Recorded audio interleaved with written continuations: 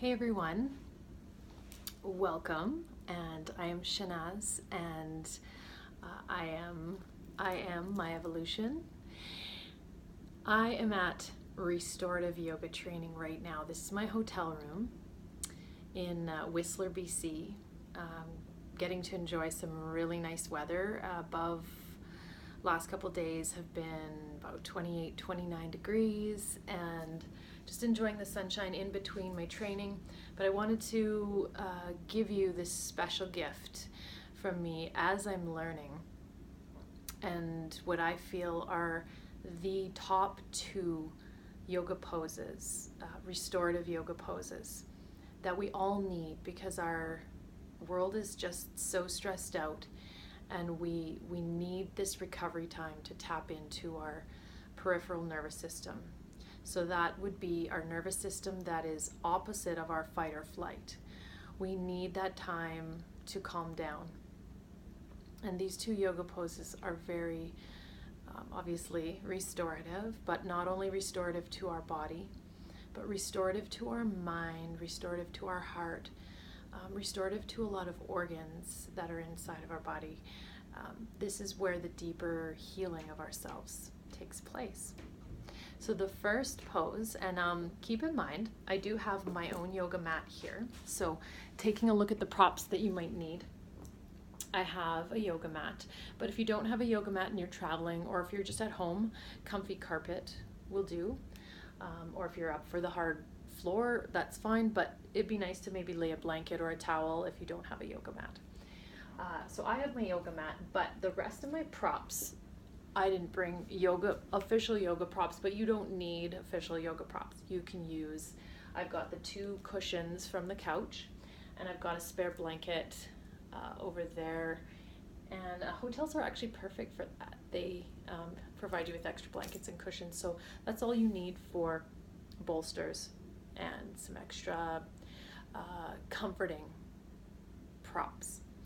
The most important part of these poses, and as I ease into the pose, I will show you the basic pose and also show you how you can make yourself more comfortable.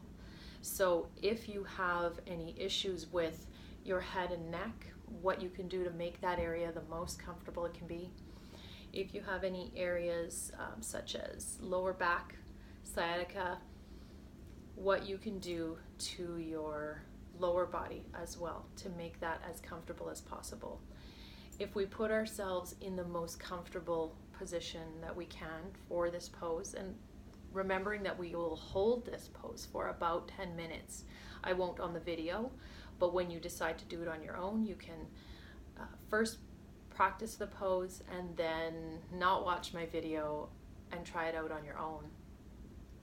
So what we'll do is get into place. I'm going to move the bolsters. I call them bolsters because that's what we use every day. And then move my blanket. So the first pose that we're going to look at is, it's called Viparita Karani, which is legs up the wall pose. First of all, why would we do legs up the wall pose? I travel quite a bit, whether it's spending 10 hours to 12 hours as I did in my car driving here, or perhaps you fly often, or maybe it's after a flight to get to a destination, or after a flight home. Anything where we sit with our feet down. So if you're in a desk job, or maybe you work in retail, working however you work on your feet all day in labor, that sort of thing, a labor type job. Wherever our feet are constantly on the floor, this is a pose that will be very restorative to you. The circulation from our feet travels down our shins, our calves, all the way back to our organs in the midsection of our body, and then eventually to our heart. So our heart doesn't have to work as hard. Bonus. So it also restores our immune system and really good for people that have varicose veins as well. So it just is very much a circulatory type thing. It is very calming to the mind, very taps into that peripheral nervous system as well as we start to take deep breaths with it. So I will get into that pose, give you some tips in between, and then probably sit for a minute in that pose just to give you an idea of how you should be breathing in that pose. Okay, so I'll head over to my wall. Now my wall looks like a cupboard. It's actually a fold-up bed, which is really cool, but any solid surface of a wall, could be a cabinet of some sort, making sure that it's really sturdy, not going to fall back on you. And so moving things aside, what we want to do, just so we don't have to move our seat over to the wall while we're in the pose, we want to do that while we're getting into the pose. So I'm going to situate myself on my left side. So taking my left part of my seat, left glute, and really cinching it up sideways against my wall. So my whole seat is basically on the wall. Both of my cheeks on the wall. And then knees are bent at first, just so I'm comfortable. I start to lay down. And that way, in this comfortable position, I can slowly push my way closer to the wall. Now gently, I can swing my legs up the wall with my seat right up against where the wall and the floor meet.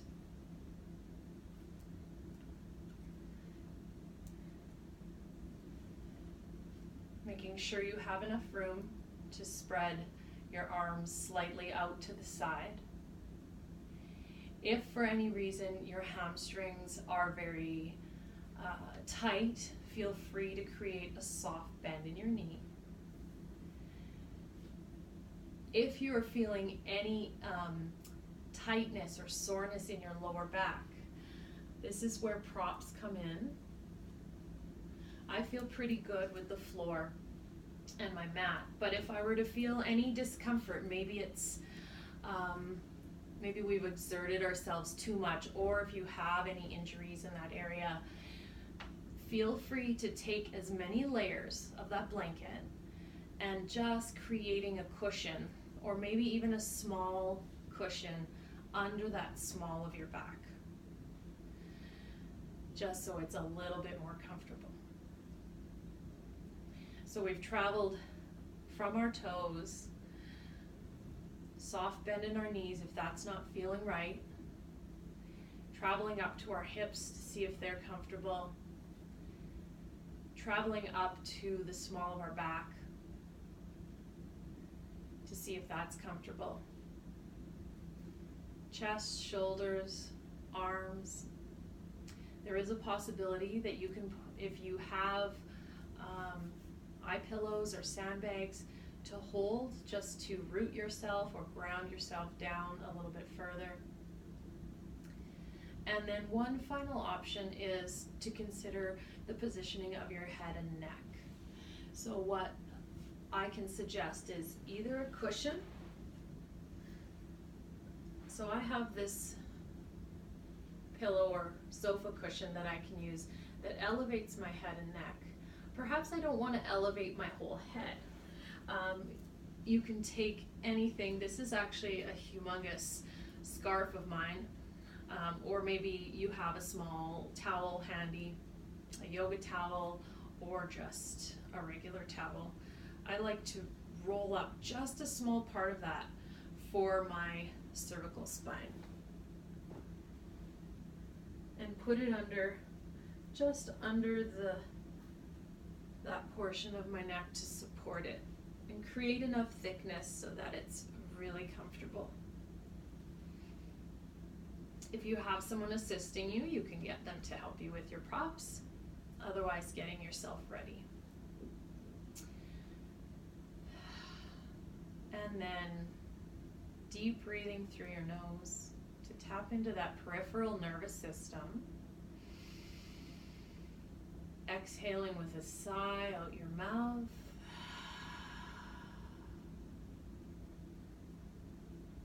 Continuing with a couple of more of those breaths.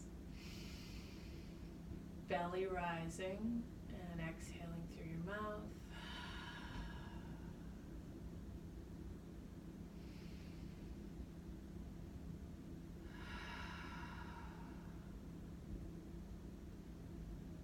Once you find you've watched this video and you can do this on your own without assistance from the video, getting into place, feel free to put on any light music that you enjoy, or maybe you would just prefer the silence.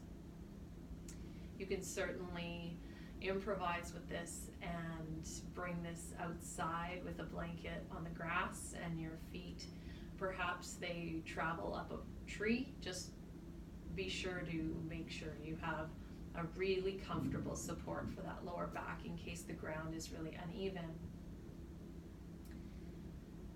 So then coming out of this pose, perhaps you've set a timer if you want to set it for 10 minutes, a very light timer that has a light sound so that not to startle yourself. Just slowly bringing the feet from the wall, bending knees, bringing the knees in if that makes you feel comfortable. Maybe rocking back and forth just to massage the lower back.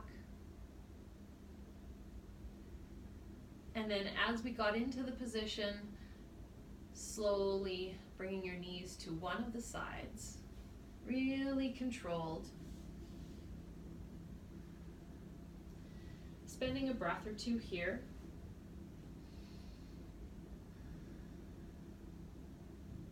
And then just pressing up to a very comfortable seated position.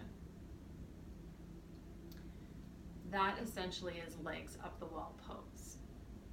Making sure all of our vital joints and areas of our body that usually give us trouble, making sure those parts of our body are safe. The next most important yoga pose, restorative yoga pose, that I can think of, that is really the reason. It's really the reason that I bought in.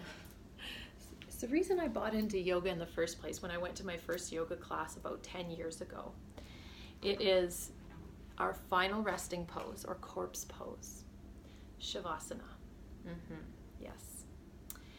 It is one of a lot of people's favorites because we are laying on our mat on the floor, maybe it's just carpeted floor or our yoga mat, and we are laying still. It is known as one of the hardest yoga poses just because we are having to lay still, and some people are not comfortable with that. It is very restorative because we are essentially accepting the death of our practice. Our whole practice takes place, whether it's a hatha or vinyasa flow, maybe it's an entire restorative class. At the very end, we let it all go. We let it sink into the mat. Some benefits: decreases fatigue, taps into, again, that peripheral nervous system. We can experience a meditation during Shavasana as well. It improves sleep patterns. Also helps with chronic pain as long as we're supporting our joints and being as comfortable as we can in Shavasana. So I know it seems like I don't need to show you how to do this, but there's a way to do it that you are the most comfortable that you can be. And I know I've actually, in the first part of me practicing yoga, I did Shavasana, and certain things weren't as comfortable. I felt like my knees were being hyperextended, like bending the other way. I also felt that my lower back needed a little bit of attention and that my head might have been tilted too far back. So what we can do is show you techniques to make your Shavasana. Maybe you already do Shavasana in yoga classes or at home. Techniques to show you how to make your Shavasana the most luxurious, silence is luxurious experience that you can have. Okay, so still with my yoga mat and the same props that I have. Again, I just use my big scarf. I've got a couple of cushions. I could grab more pillows if I needed to, but I have this blanket as well in case I need it. So first the pose, and then I'll get up and put the props that I think I need. And perhaps those will be the same as maybe what you think you'll need. Again, the most typical areas, if people's feet aren't comfortable, knees might not be comfortable. So we're going to place a cushion, or in class would be a bolster underneath our knees.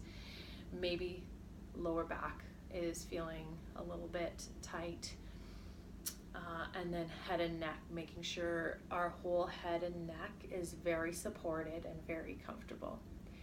It also assists, Shavasana pose assists with, if you're at all knowledgeable about the chakras, it's tapping into that sixth, third eye chakra, as well as our seventh crown chakra, as we simply let go and invite our intuition and divine.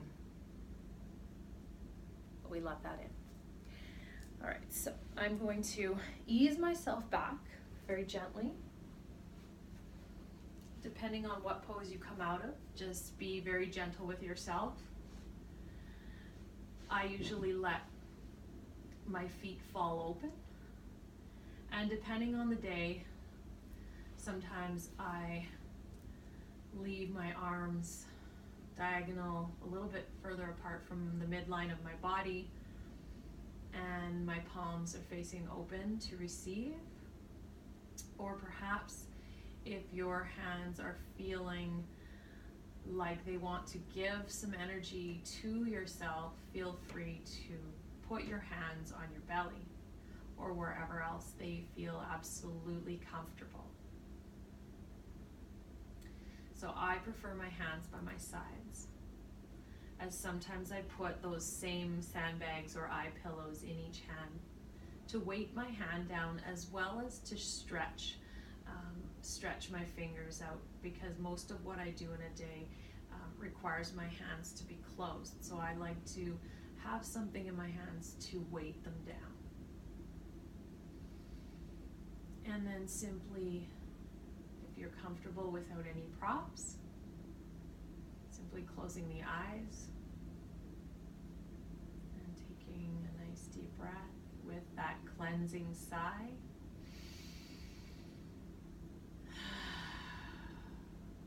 And then letting your breath settle in to a very soft, letting go breath. Perhaps listening to some soft music or just the silence. I recommend, now I'm just going to get myself up really quickly. I'll show you how to properly get out of Shavasana, but I want to show you with props now how I can make a difference to my own comfort.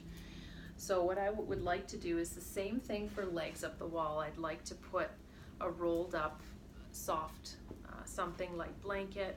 I have a scarf, maybe it's a towel, just underneath my neck. So I'm going to put that there.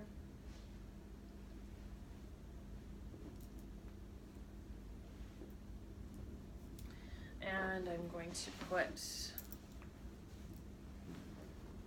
Just light cushions underneath my knees. Now, ideally, the bolster would be a little bit narrower, but this should still elevate and bend my knees as I outstretch. It's very important that my legs are still outstretched. Okay. But again, just that slight bend in my knee takes that pressure off my lower back as well. If I have any pressure or need a little bit of attention, I don't think I need it that thick, I could still put a blanket under my lower back as well. And then slowly lowering myself down, letting your feet fall out.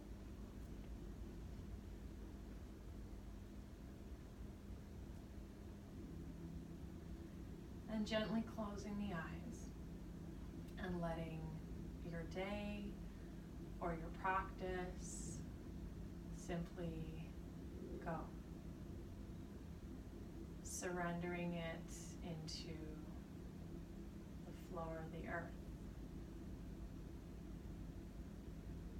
Taking 2 deep breaths.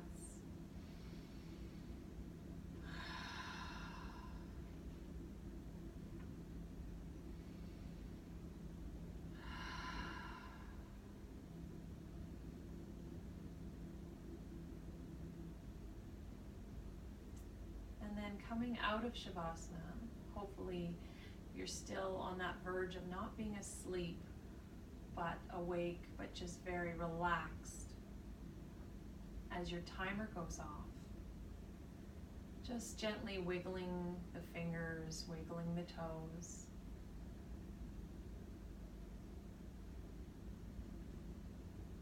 And if you're at home, you can also wear an eye mask if you like it very dark, or putting a sandbag eye pillow to weight your eyes and make it nice and dark. So at that time you would remove your eye pillow and then just create some gentle movement in the head and neck as you're now aware of your surroundings again, back in the room.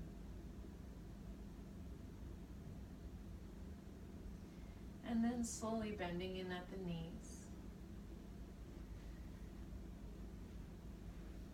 Letting them fall to one side. As you come to one side, cradling your head with the bicep of that bottom arm. Taking a couple of breaths here.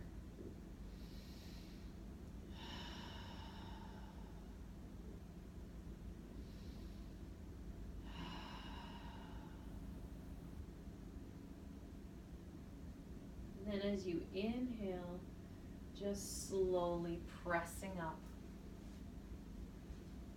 to a comfortable seated position. You can take the cushion or the bolster out and just being grateful for that silence and that wonderful quiet space that we created for our body and our mind. Thank you for joining me today for Legs Up the Wall and Shavasana. I continue with my restorative yoga training this week, and I am so grateful to be in this wonderful, wonderful place of Whistler, BC, in the mountains and the beautiful sunshine. Thank you again for joining me.